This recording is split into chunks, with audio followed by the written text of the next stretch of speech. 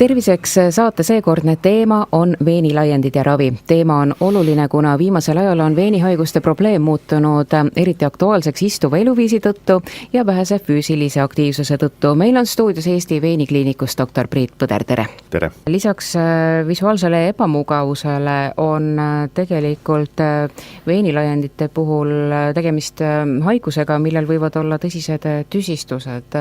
Räägime nendest, millised need tüsistused on? Kui nüüd väga lihtsalt seletada, siis veenihaigus on väga salakaval haigus. Ja varikoos või veenilaiendite haigus hakkabki tasahilju arenema ja annab mingisuguse ämblikveeni või väikese veenikomu, mis võib püsida suhteliselt stabiilsena väga palju aastaid.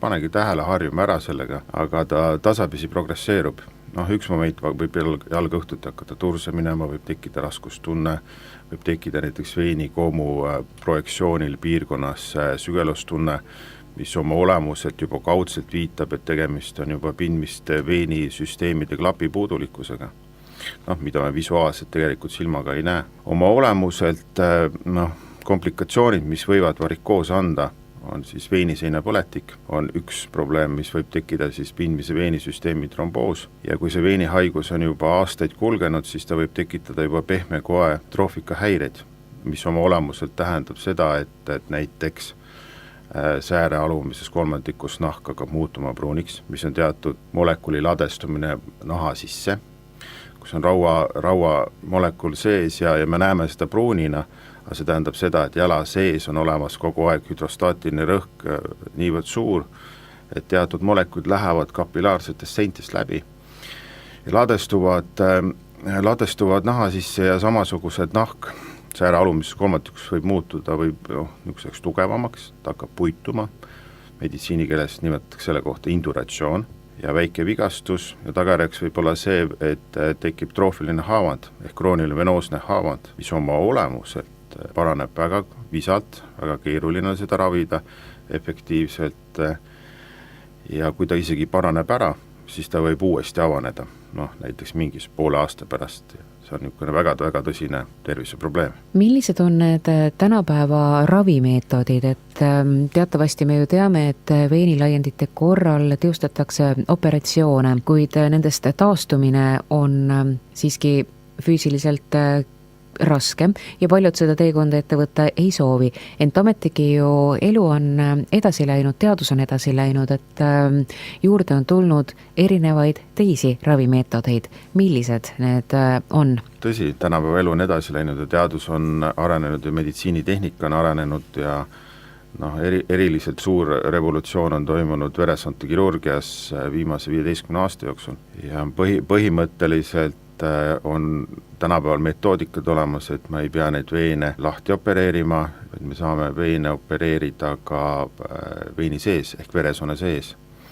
Keeruline nimetus on endovaskulaarsed meetodid, oma olemuselt endovenoossed meetodid, mis tegelikult lihtsalt seletades tähendab siis veenisisene ravi, et me ei tee organismile suurt traumat, me läheme veeni sisse, täpselt ultraheli piltdiagnostikat kasutades ja sulgeme need kohad, mis on vajalikud sulgeda selleks, et stabiliseerida seda haigust ja kroonilist venoosset puudulikkust näiteks, mis oleks siis oma olemuselt minimaalne trauma organismile ja maksimaalne tulemus, et stabiliseerida haigust.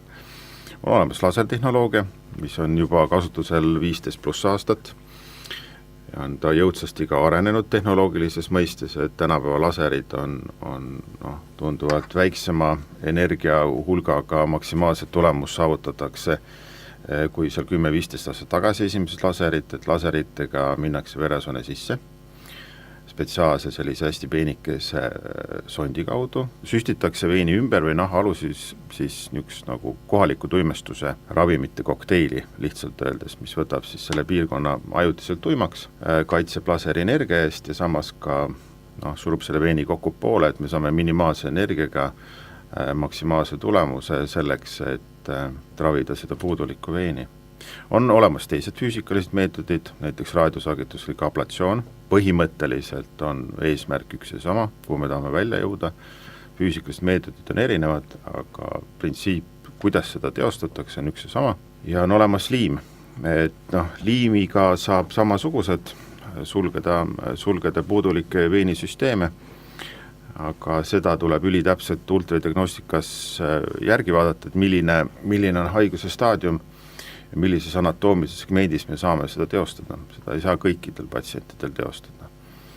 Liimi eelis on see, et see on ilma igasuguse kohaliku tuimestuseta, välja arvatud ainult see koht või juurdepääs, kus me lähme veini sisse, tehakse väike kohalik tuimestus ja me tunneme, et kirurgil käed liiguvad, et surutakse jala peale ja protseduur on seal, ütleme, 40 minutit, pannakse spetsiaalsed sidemed peale, tuleb teatud asendis pool tundi, poolistuvas asendis oodata, üks väike plaaster ja saab kohe liikuma. Et need on nüüd need meetodid, mis on sellised, et kui patsient tuleb veenikliinikusse raviprotseduurile omal jalal, siis ta ka tegelikult pärast protseduuri suudab sealt omal jalal ka kohe välja jalutada. Täpselt nii, et põhimõtteliselt on tegemist siis ambulatoorse päevakirurgiga, mis oma olemuselt patsient on meil seal 1,5 tundi, mõnikord 2 tundi, ettevalmistus võtab aega, kogu see protseduur, operatsioon veinisiseselt võtab aega, sest seda tehakse ultrahelikontrolli all, see on väga palju süsteeme, mida peab ette valmistama, ise see protseduuri tegemine ei võtagi nii palju aega ja siis mingisugune lühikene jälgimisperiood, teatud meetodite puhul on vajalikud kohe liikumine peale, et pannakse spetsiaalsed sidemed, plaastrid, sukad jalga, õiget ravi, kompressioon, sukad jalga ja patsient hakkab kohe liikuma ja alati on järgmisel päeval kontroll. Kui püsivad on aga tulemused ühe või teise ravimeetodi kasuks otsustamisel? Tulemused on püsivad, aga haigus võib olla progresseeruv. Tõesti palju legende on, et haigus tuleb tagasi, aga selle jaoks on vajalikud kontrollid. Oma olemuselt, kui nüüd me ravime teatud anatoomilist segmenti, paneme sinna nagu stoppmärgi ette ja stabiliseerime selle haiguse selles regioonis, siis ei tähenda seda, et see haigus teises anatoomilises regioonis mingi aja pärast ei muutu aktiivseks. Et selle tõttu Eesti veenikliinikus on meil disainitud spetsiaalsed peale operatsiooni kontrollajad, kuna patsient tuleb, kuna tehakse ultradiagnostika spetsiaalselt selle patsiendi jaoks, selle haiguse raskustastet arvestades, anatoomilisi variante arvestades ja lisaks siis, kui see ka raviprotseduur on teostatud, siis patsient jääb jälgimisele kuni pool aastat, mis tähendab seda, et ei käi iga päev seal kontrollis, aga ta käib teatud aja tagant ennast näitamas, kus me siis vaatame, kontrollime ja kontrollime kogu seda piirkonda, kus kohas see raviprotseduur on tehtud.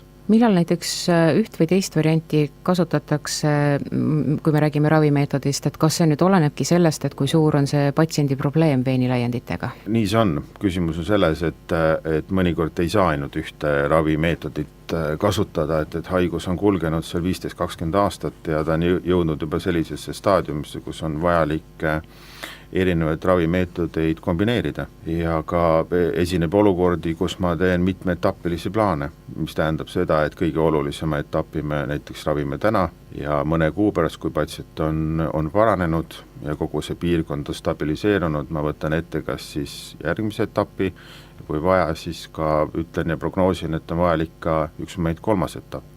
Eks see tähendab seda, et pikaajalist koostööd, et saavutada maksimaalne tulemus. Aga kas mõne ravimeetodi puhul on ka mingisuguseid vastunäidustusi, et ühele patsiendile ei sobi üks ja teisele teine? No vastunäidustus on kõikidel ravimeetodid, on olemas vastunäidustusi ja hästi spetsiifilisi vastunäidustusi me ei hakka rääkima, aga põhimõtteliselt kui veenikliinikus teeb spetsialist ultradiagnostikat, siis ta juba mõtleb selle peale, et kuidas saaks ravida seda olukorda sellises anatoomilises regioonis, sellise veeni konfiguratsiooni ja puudulikkuse astmes ja siis ta selgitab patsiendile väga täpselt, et millise metoodikat ta eelistab, näiteks kas laserit või ta pakub ja räägib, et liimiga saaks väga head tulemust või oleks näiteks vaja kasutada vahtskleroteraapiat ultrahelikontrolli all. aga see on niivõrd individuaalne, et seal see võib erinevaid meetodid kombineerida, aga kõik see toimub peale diagnostika tegemist, selgitus ja patsiendi diskussiooni käigus. Lisaks visuaalsele ebamugavusele on tegelikult veenilaiendite puhul tegemist haigusega, millel võivad olla tõsised tüsistused. Räägime nendest, millised need tüsistused on? Kui nüüd väga lihtsalt seletada, siis veenihaigus on väga salakaval haigus. Ja varikoos veenilaiendite haigus hakkabki tasahilju arenema ja annab mingisuguse ämblikveeni või väikese veenikomu, mis võib püsida suhteliselt stabiilsena väga palju aastaid. Panegi tähele, harjume ära sellega, aga ta tasapisi progresseerub. Üks moment võib jalga õhtuti hakata turse minema, võib tekkida raskustunne, võib tekkida näiteks veenikoomu projektsioonil piirkonnas sügelustunne, mis oma olemuselt juba kaudselt viitab, et tegemist on juba pindmiste veenisüsteemide klapi puudulikkusega, mida me visuaalselt tegelikult silmaga ei näe. Oma olemuselt komplikatsioonid, mis võivad varikoos anda, on siis veeniseina põletik, on üks probleem, mis võib tekkida siis pindmise veenisüsteemi tromboos ja kui see veenihaigus on juba aastaid kulgenud, siis ta võib tekitada juba pehme koe troofika häireid, mis oma olemuselt tähendab seda, et näiteks sääre alumises kolmandikus nahk hakkab muutuma pruuniks, mis on teatud molekuli ladestumine naha sisse, kus on raua molekul sees ja me näeme seda pruunina, aga see tähendab seda, et jala sees on olemas kogu aeg hüdrostaatiline rõhk niivõrd suur, et teatud molekulid lähevad kapilaarsetest seintest läbi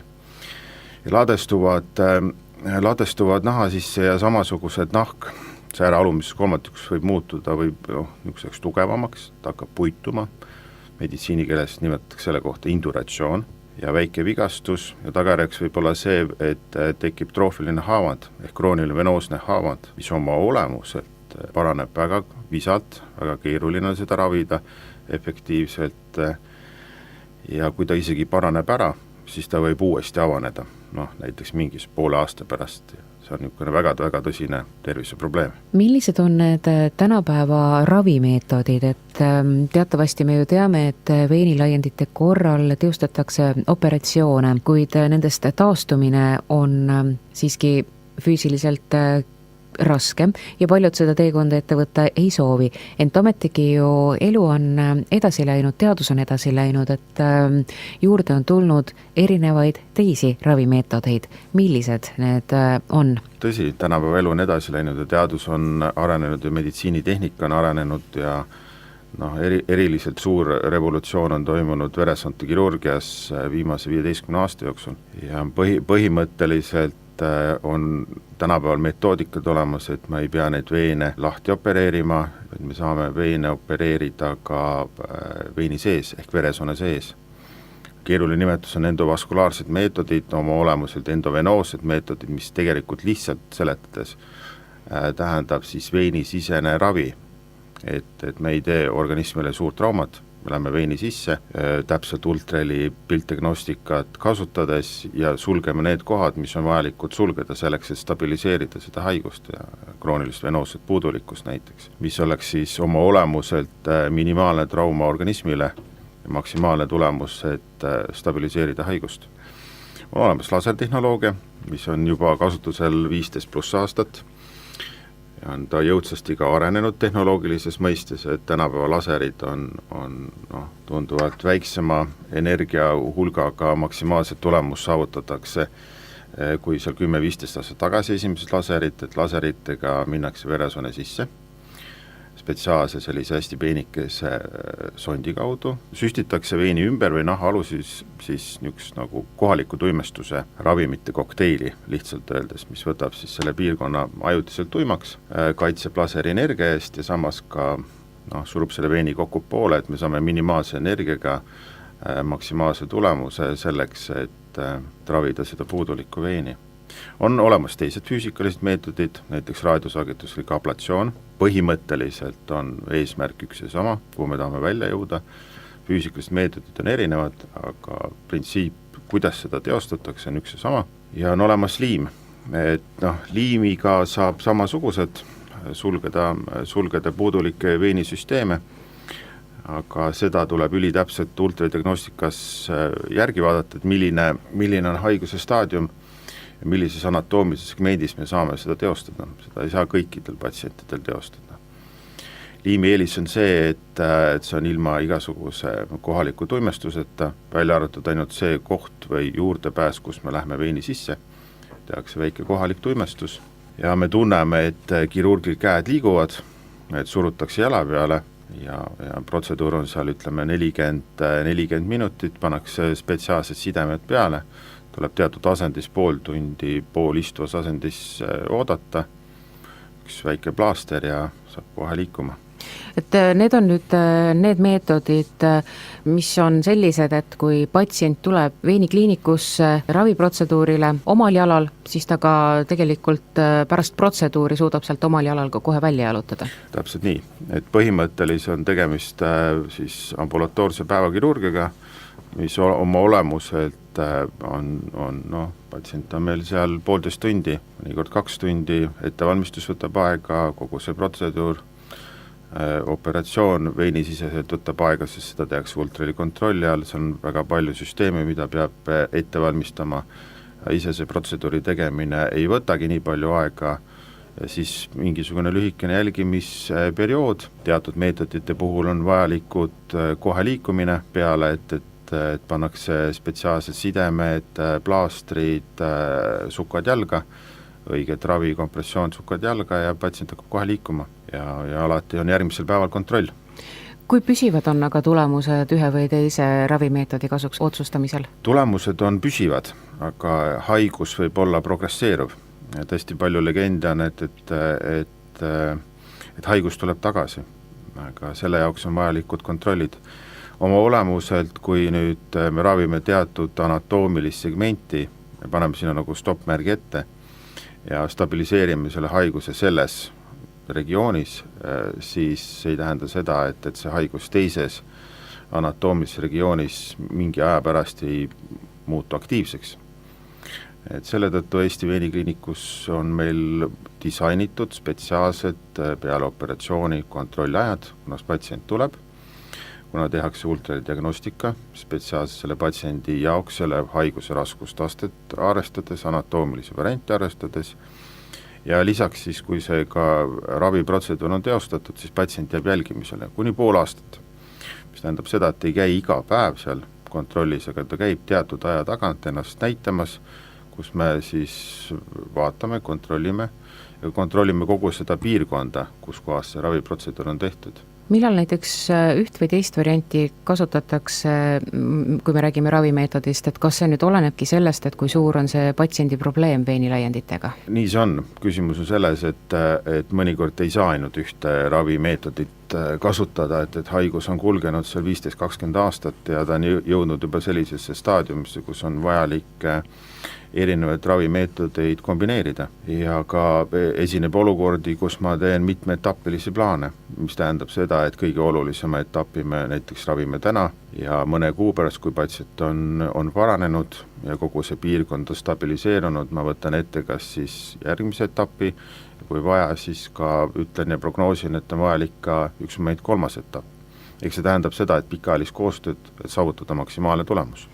Aga kas mõne ravimeetodi puhul on ka mingisuguseid vastunäidustusi, et ühele patsiendile ei sobi üks ja teisele teine? No vastunäidustus on kõikidel ravimeetodid, on olemas vastunäidustusi ja hästi spetsiifilisi vastunäidustusi ma ei hakka rääkima, aga põhimõtteliselt kui veenikliinikus teeb spetsialist ultradiagnostikat, siis ta juba mõtleb selle peale, et kuidas saaks ravida seda olukorda sellises anatoomilises regioonis, sellise veeni konfiguratsiooni ja puudulikkuse astmes ja siis ta selgitab patsiendile väga täpselt, et millise metoodikat ta eelistab, näiteks kas laserit või ta pakub ja räägib, et liimiga saaks väga head tulemust või oleks näiteks vaja kasutada vahtskleroteraapiat ultrahelikontrolli all. Aga see on niivõrd individuaalne, et seal võib erinevaid meetodid kombineerida, aga kõik see toimub peale diagnostika tegemist, selgitus ja patsiendi diskussiooni käigus.